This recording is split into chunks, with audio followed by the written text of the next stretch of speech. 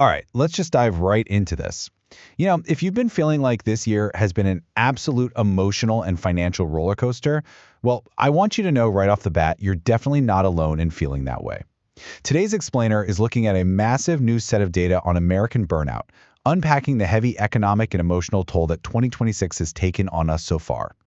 87%. That is a massive number.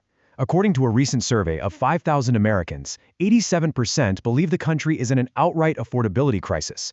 And what's even more grounding, and perhaps validates exactly what you or your neighbors are experiencing right now, is that half of the people surveyed are actively struggling to pay their basic bills on time each month, and 50% are having difficulty just affording groceries. So, here's our roadmap for today's explainer. We're going to start with the 2026 vibe check, break down the generational divide, and look at the epidemic of lost agency. Then we'll pivot to reclaiming your control, explore a hopeful mid-year reset, and finally take a quick look behind the data. Let's get right to it.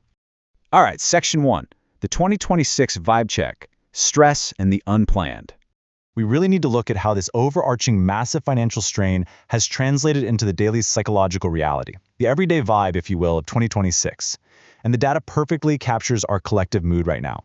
When asked to describe the year so far, a full 35% actually reached for the exact words stressful, and 32% went with challenging.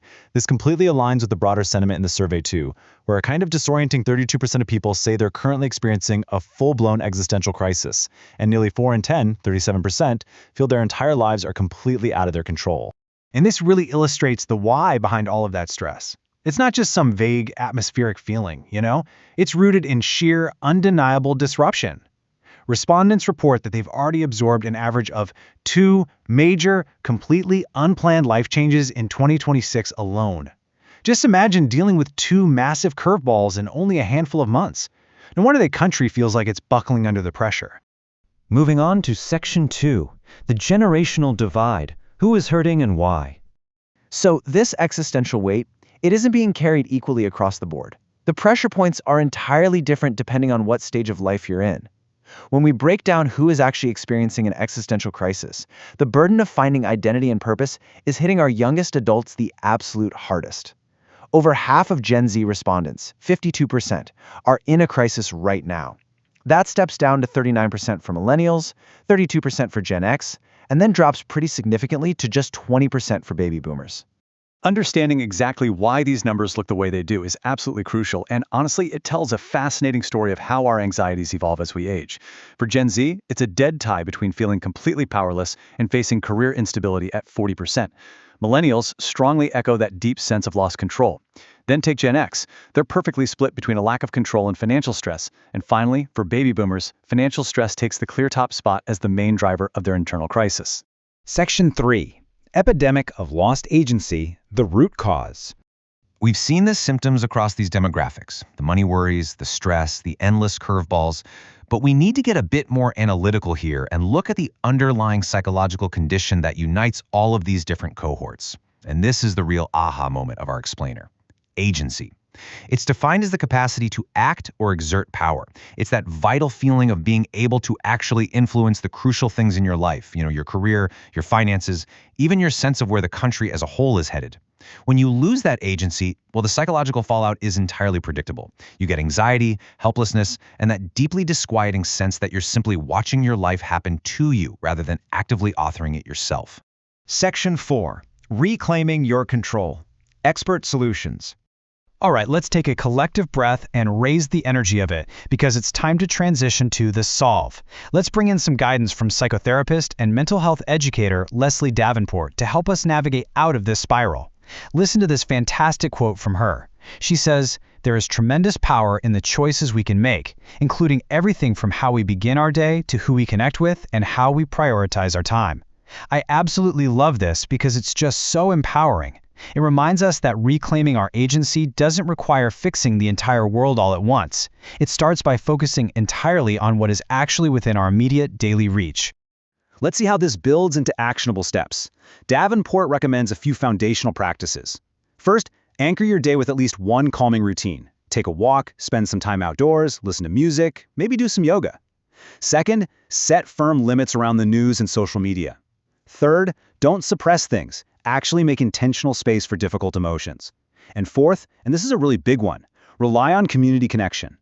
She points out that community is genuinely one of our most underrated sources of resilience today. Now, these might sound like small steps in the face of huge challenges, but creating these practices, that's what gives you back your power. Section 5. The Mid-Year Reset. A Stubborn Current of Optimism. Believe it or not, nestled inside this exact same heavy survey data was a surprisingly positive trend of Americans actively course-correcting. So I have to ask you directly, looking at everything we've covered so far, is it all just doom and gloom? Are we all really just throwing our hands up in defeat against this huge wave of burnout? The answer is a resounding no. Despite everything, 32% of respondents actually say 2026 has gone better than expected so far. And 27% explicitly describe the year using the word hopeful. It really proves that even when there's a massive gap between our expectations and our reality, a stubborn current of optimism survives. The heavy statistics just aren't stopping people from holding on to hope.